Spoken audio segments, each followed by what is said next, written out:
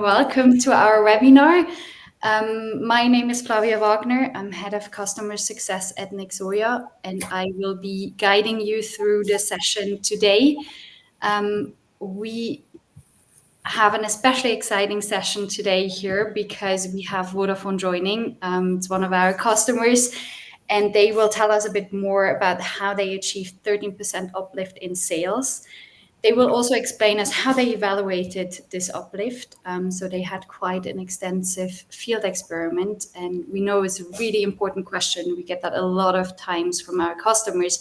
They want to know, how do we evaluate the benefit of Nexoya and AI tools? And not everybody has the time and dedication that you guys had in actually doing a field experiment. So it's super cool that you're willing to share your story and give us a little bit of insights into how you've done it. And without further ado, I would say let's introduce ourselves. Emiliano, do you want to start? Yes, hi everybody. Thank you, Flavia, for having us. I'm Emiliano Bozzi, Head of Digital Marketing in Vodafone Italy. Okay. Good answer. Short and sweet. Hi to everyone, and yes, thanks Flavia for inviting us to the webinar. I joined Vodafone in 2021, and now I'm responsible for mainly for the display activities, both for performance and brand campaign, beginning from the strategy and then to the direct implementation in the platform.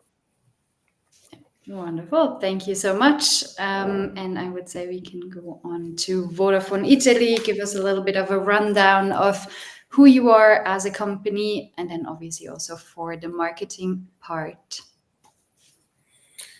Yeah, let me introduce this part here.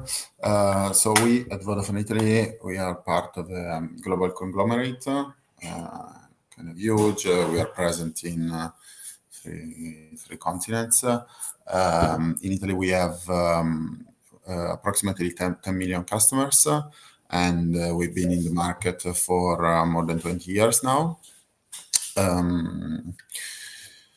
In particularly, talking about the digital marketing team and digital overall as a team, we have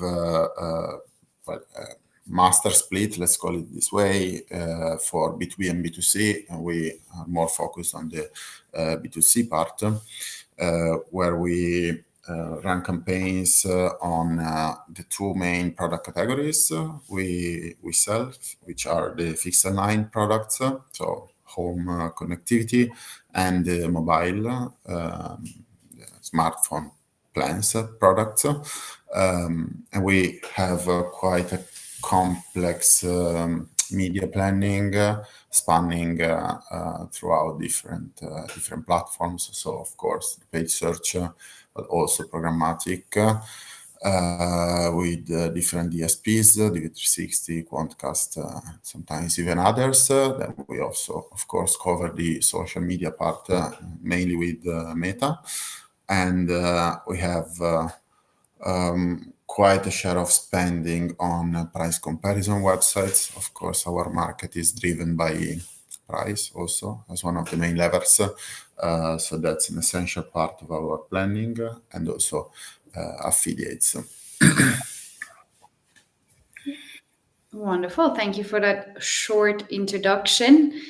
Going into, I think it was beginning mid last year, right? Where you started with, your setup, and you started looking around for having, solutions to help you in the digital area where you operate, in finding something to, become more performance driven, as well as, introducing AI into the company a bit more. Maybe go a little bit into the need that you were facing back when we started working together. Yeah, sure. We can say that, as I said before, I joined Vodafone in 2021, so more than 3 years now. And from I entered in the team, a lot of things changed in the complexity of our ecosystem. And starting with the company Vodafone Italy, we assisted to an evolution of the digital environment. We are in the digital marketing team that is a part of the digital department, and we assisted to an increase on the volume of sales brought by the digital department. So obviously this is a good thing, but we have to stay focused on how to maximize these volumes, and at the same time you have to continue to bring the efficiency in terms of cost per sales. Externally, in the digital platform, in the digital ecosystem, there was an evolution driven mostly by the improvement of the algorithms and the use of AI. And if I have to think to my work 5 years ago, it was very different, because obviously we had to create a very deep and precise audience segmentation.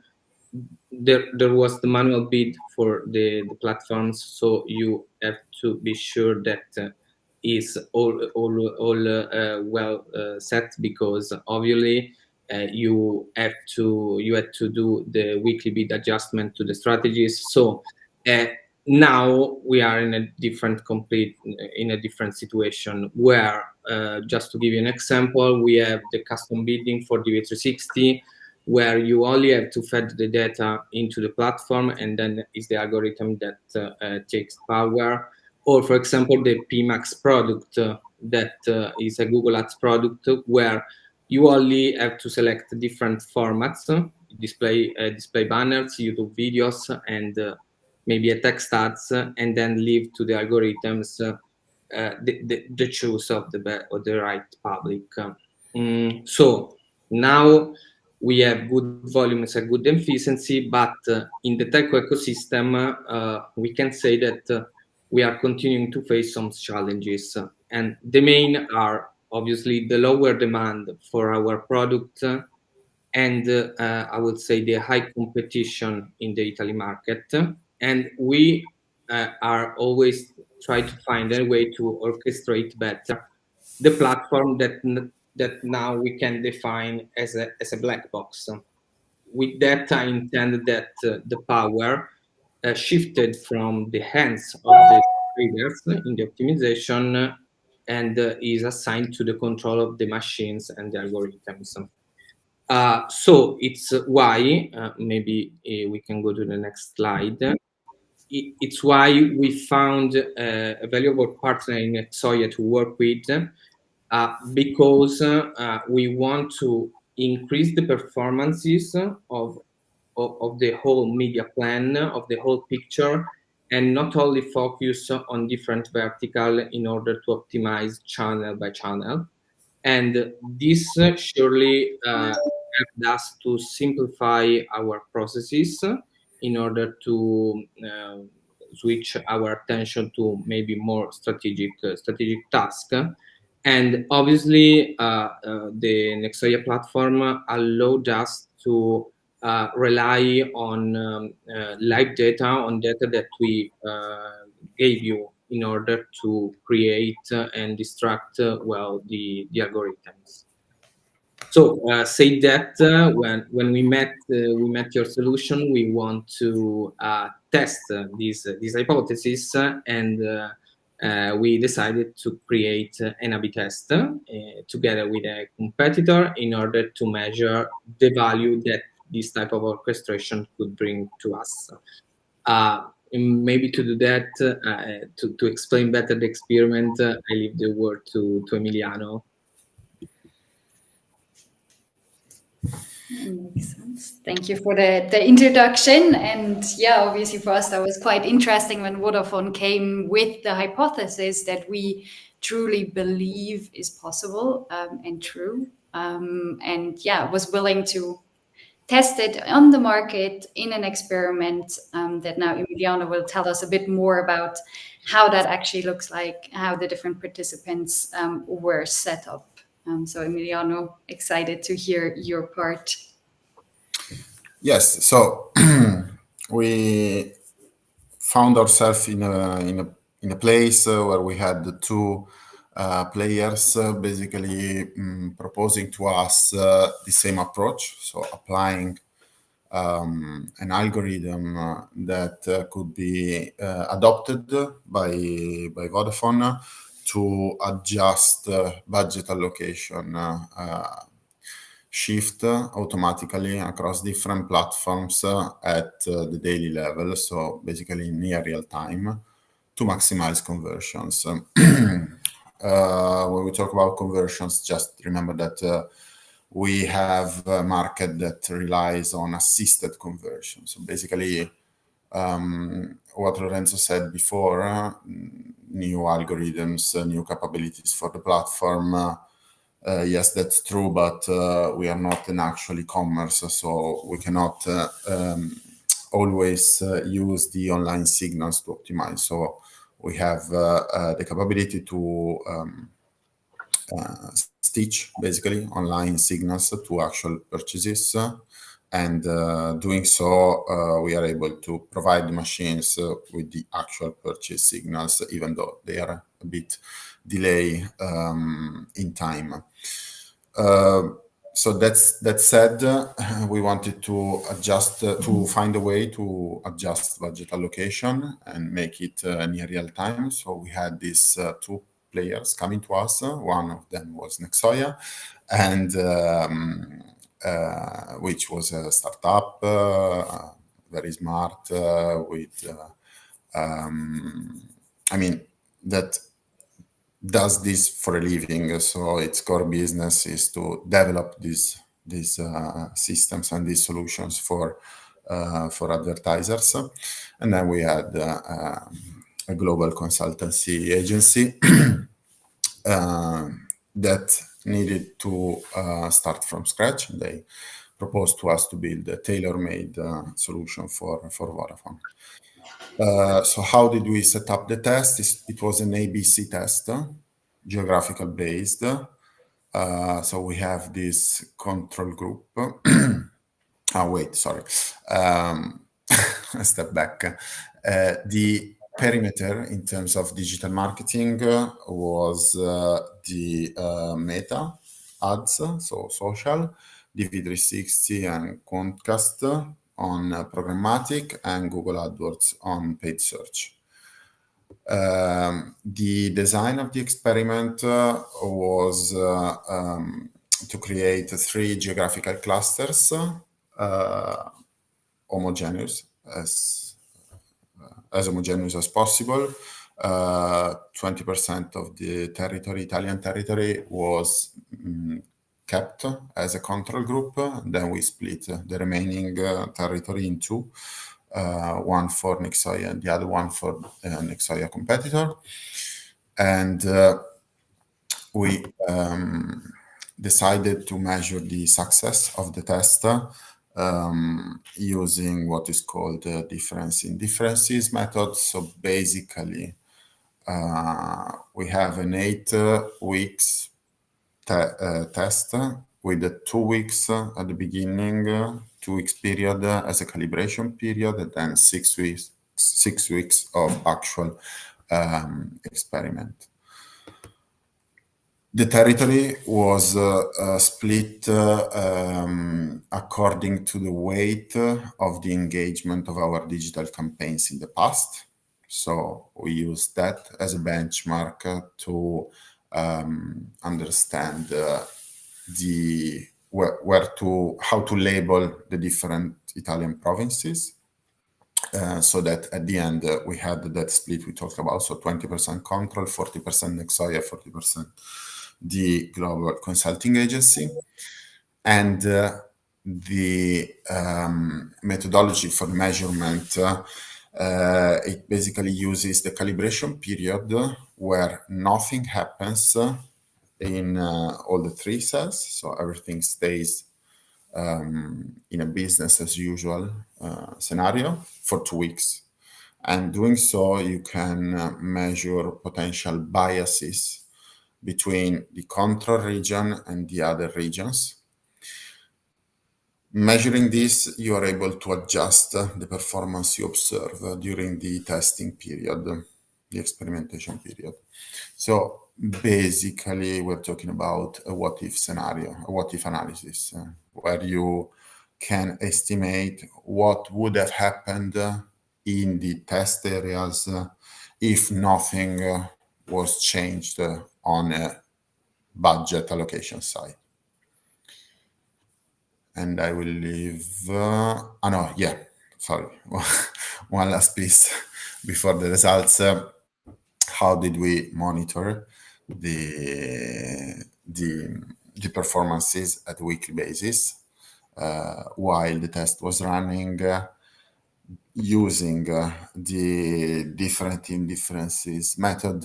We were able to keep track of the percentage lift of the two players versus the control group, and this shown here in the graph is the cumulated percentage lift during the 6 weeks of the test.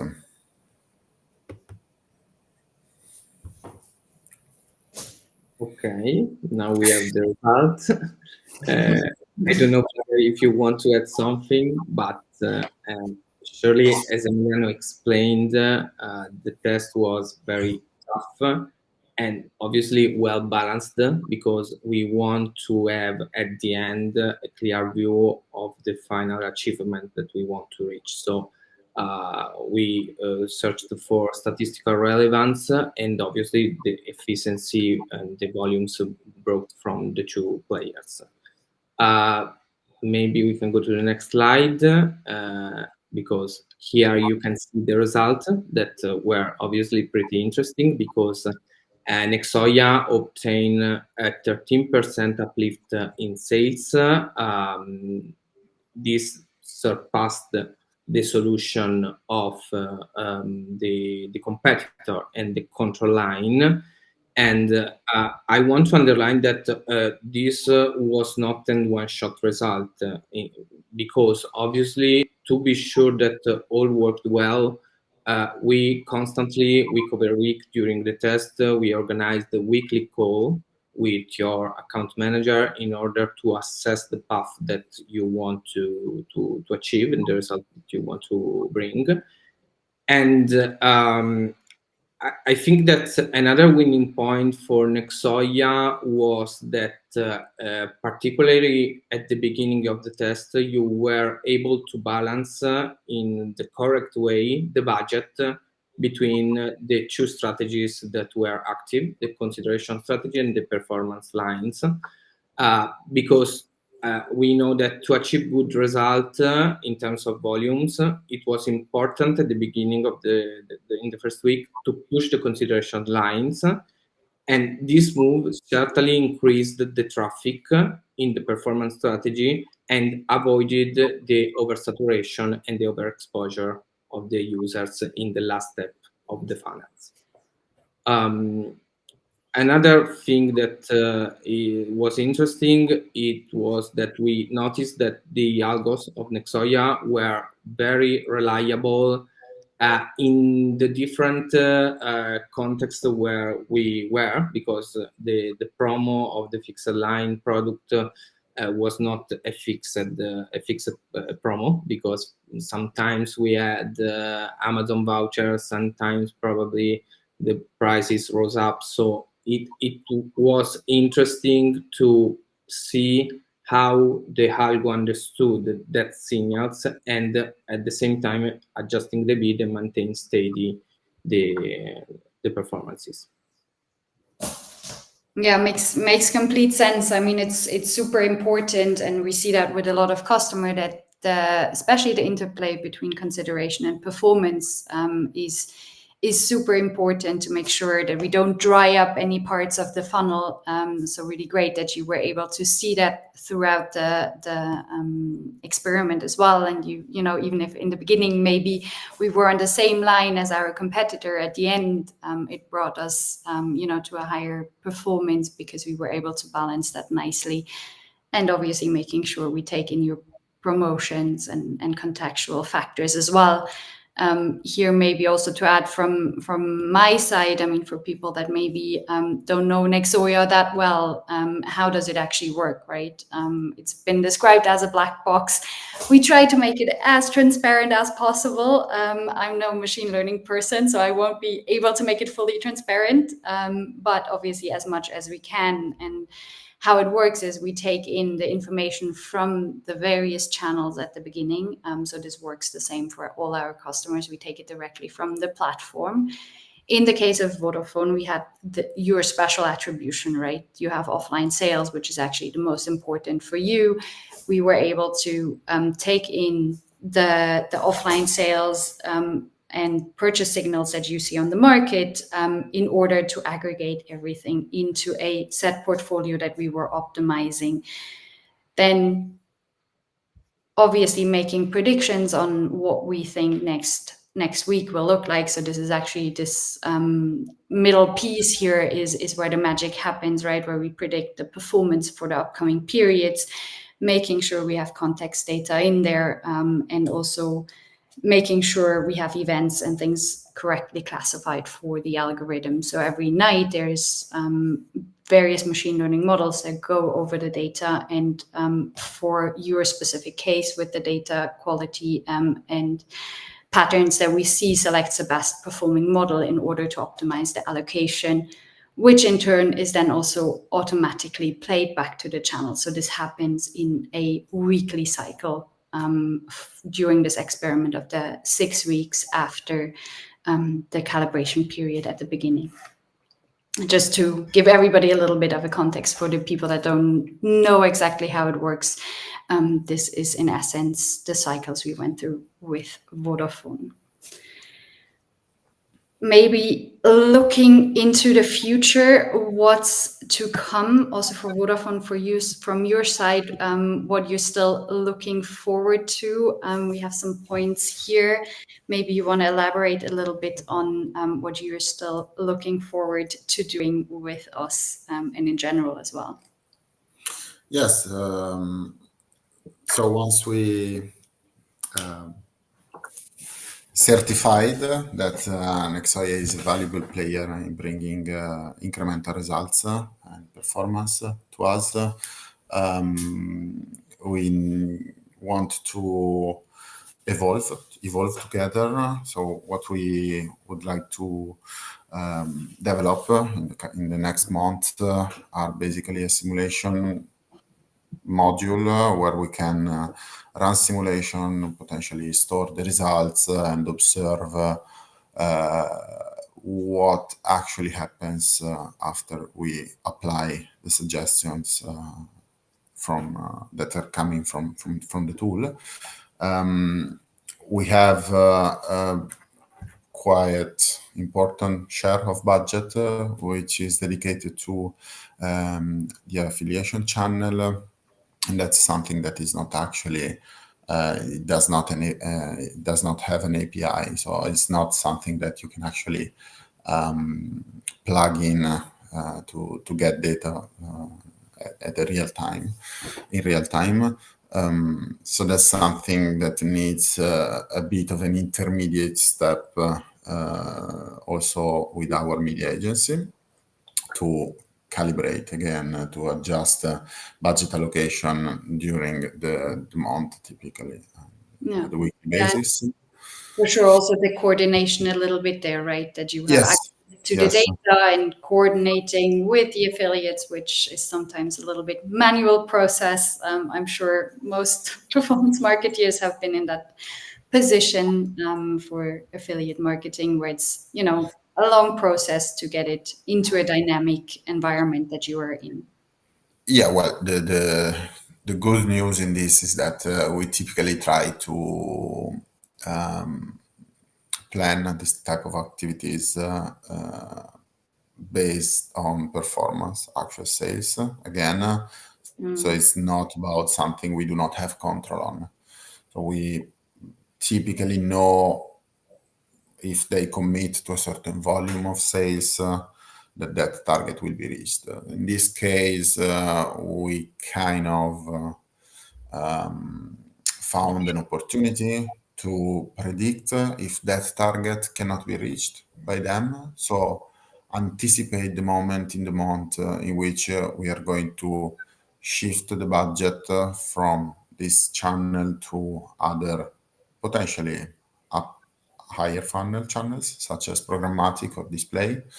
And the second part was to find, of course, opportunities in terms of saving. So once we know the volumes will be reached, okay, but is it convenient for Vodafone? Can we again reduce a bit the budget from now to the end of the month and observe if we can have some more room for efficiency, allocating that same budget on other channels. That's more or less the two needs we had handling this channel. And last, but potentially most important, is we do run fair share of paid search campaigns, bidding on the ROAS target, not CPC or anything like that. So in that case, we needed to translate the budget allocation suggestion from Nexoya for those campaigns into adjustment, not just in daily budget capping, but also in target ROAS setting. So what's the correct or optimal value for that parameter to be put in the platform to maximize, the overall performance of the plan. And also to be able to actually spend the budget, right? Yeah, well, that we don't have an issue in spending. No,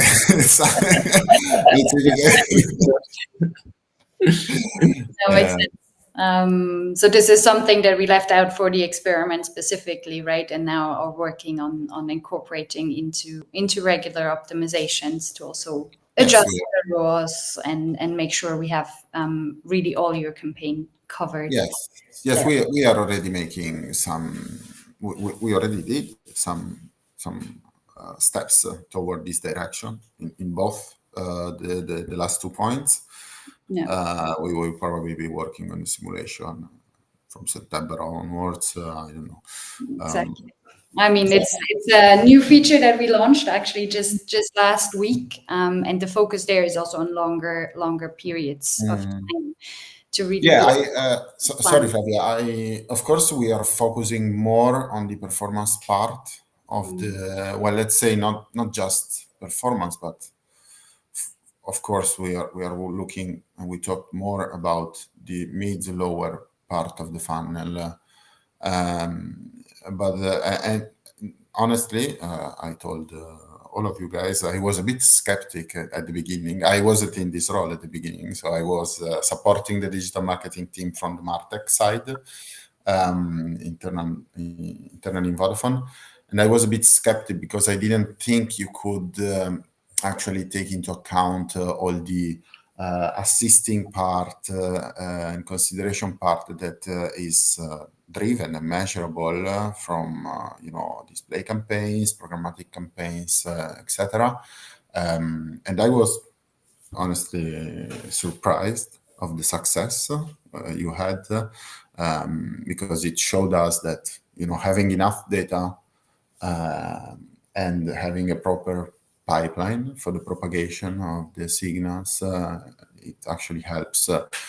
Also, if we are optimizing toward the lower funnel goal, to find the right allocation for the upper funnel channels as well. So that was something really valuable to us. Yeah. Amazing. Thank you for sharing your insights and also what's still to come. I see there's already quite some questions coming in from our side. So I would say we can jump to the Q&A if you have no more open points that you would like to share and have a look. So for the people that haven't done so already, there's a little ask your questions bubble here, so you still have time to submit your questions for both Emiliano and Lorenzo. obviously also me, if there's some more Nexoya questions. And I would say with this, we have our first question coming in. Let me see how I can publish them. Yeah, I can answer to. Okay. Okay. We can go to your one Okay, next. so Let's start with this one. let me go through this again. I probably made it more too simple before. So it was an ABC test again, based on geography. The regions were selected. I don't know if I answered this already, but anyway, the regions were weighted. Every province in Italy was weighted using the volume of clicks registered in those provinces in the last 3 months, if I remember right. So that we could split the provinces in 3 groups, 20% of the volumes for the control area, and splitting for 40% for Nexoya, 40% for the other company. I didn't mention this earlier, but we made sure that since the perimeter of the test was to drive fixed line sales, and those products depend, the availability of those products depends on the technological coverage on every region. We made sure that the technological coverage or the availability for these technologies were similar in the 3 groups. About the setup in Nexoya platform, we created an export from Vodafone database to Nexoya of all the sales attributed using our ad server, so that we had a unique single source of truth for the attribution of such sales, last touch attribution. So whether post impression or post view, but again, last touch attribution. Yeah, exactly. So data came from your direct server via export into Nexoya, and obviously all the platform data directly via API, which then were matched in Nexoya into a funnel of clicks, obvious impressions. Things came directly from the channels, and then the sales was really and your attribution model was really what came through an export into. Yeah, I believe this was happening twice a day or 4 times a day, but high frequency of update anyway. Yes, exactly. I hope that answers the questions for the LinkedIn participant here. And let's see, I think the next one is also quite interesting in terms of how you convinced your management to apply AI to this problem. I think this is something that quite a lot of people face, right? There's a push towards AI, but there's some convincing that needs to be done. So Lorenzo, you talked in the beginning about the shift also in your work. Maybe explain a little bit where and how convincing was needed. Yeah, I think that we are very lucky to be a part of the digital department in Vodafone, because when we were in that type of moment where we have to choose how to evolve our platform, because as I said before, we reached in terms of efficiency very good result, and we have to find a way to create new way to evolve. It's at the beginning our management that comes to us, ask that, and then we collaborate. We started to search for valuable partners in order to elaborate this need, because obviously our management is aware of all the situation that's going on in the digital marketing. So the control is not more in our hands. So we have to convince them and elaborate a way to control that, and the platform like Nexoya, an orchestrator that based the insight and the suggestion for us driven by our data, obviously our solution very valuable for us. Wonderful. Sounds good. Thank you very much for that very important question. I see one more you publish. Could you explain in more detail how you managed extraordinary events like promotions or periods like Black Friday? I think that's probably more question directed towards Nexoya, but maybe Emiliano, you also have some insights on that particular part. Yes, I asked this question to Nexoya team. So basically, what they explained to me, and it seems it's working. So I'm just quoting them. What they explained to me is that they have different benchmarks in the backend. So every time they see a disruption in the behavior or an anomaly in the behavior, it means that something's happened. So this by itself, it's something that allows the customer success team to go back to the client and ask, hey, is something changed? Is there some promotion? Stuff like that. So that's something that by itself helps in taking action in the short time if something needs to be changed. But anyway, what they label as an anomaly, sometimes it's just different response on the same budget allocation. So if the cost per sale increases too much, then the algorithm behind the scenes is kind of able to take decisions in terms of okay, let's maybe move the budget to a less performance driven channel so that we do not suffer too much in purchases loss. I mean, this is more or less the approach. It's always great to see when customers can give this answer almost better than we can. Awesome. Thank you for that question, Guido. Then we have one last question. What is simulation doing? Can you share some details? I'm looking at the two of you, how much information you already have gotten on it.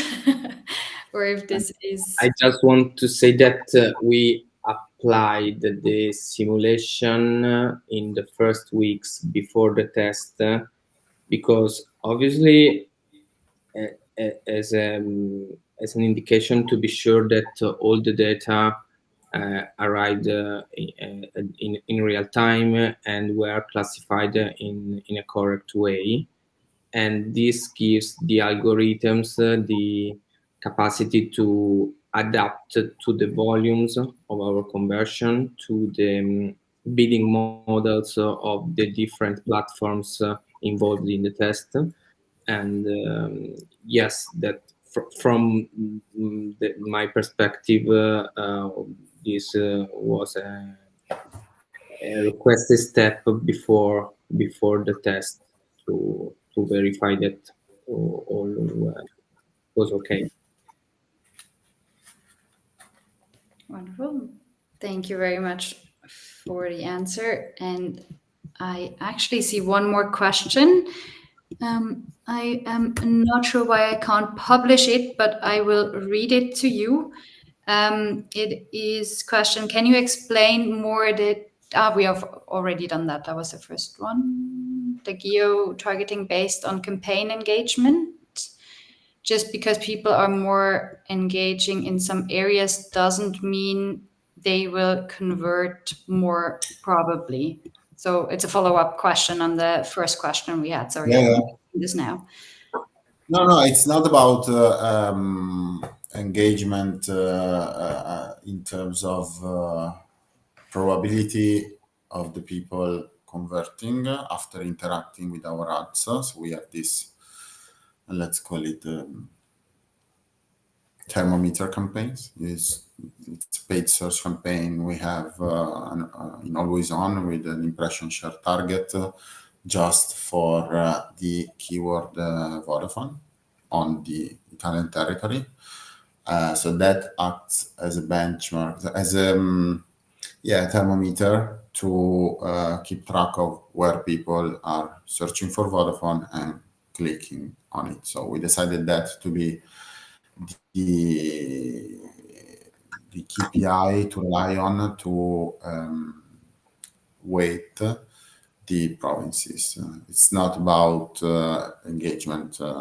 Maybe I didn't use the right term here, but we use the click on these single campaigns as a metric to identify and to give a weight to every province. And once you have the weight, you can decide, okay, I need to cluster together 2, 3, 10 provinces until I reach approximately a share of 20% of total clicks registered in the period. This is what I meant using the term engagement earlier. Yeah, makes sense. I hope that also clarifies. It was a benchmark of spending. It was a benchmark of spending. We didn't want to go down to how many people live in those provinces. We used these clicks as a benchmark of spending for the split of the test in the ABC test. Yeah, makes sense. I hope that also answers the question for the person that asked. Anything else from your side that you wish to add? If not, we are right in time. If not, That's okay. Thank you guys so much for telling your story and insights that you've gained from this amazing test that we've done together. I'm super happy and excited to see how excited you are actually about it, and that we really were able to convince you, even though maybe a little bit hesitant in the beginning to really trust us. It's amazing to see that we were able to overcome that and now work successfully together, even into the future on all the new things that are still coming. So thank you so much, Emiliano and Lorenzo. It was a pleasure speaking with you, and I hope to talk to you soon again. Yes, me too. Thank you again for having us. Thank you. And thank you to everyone that participated. Feel free to reach out if you have any questions. This webinar was obviously also recorded, so you'll have the chance to watch it back anytime you wish. And with that, I wish you a happy Tuesday and see you all soon. Thank you so much. Goodbye, everyone.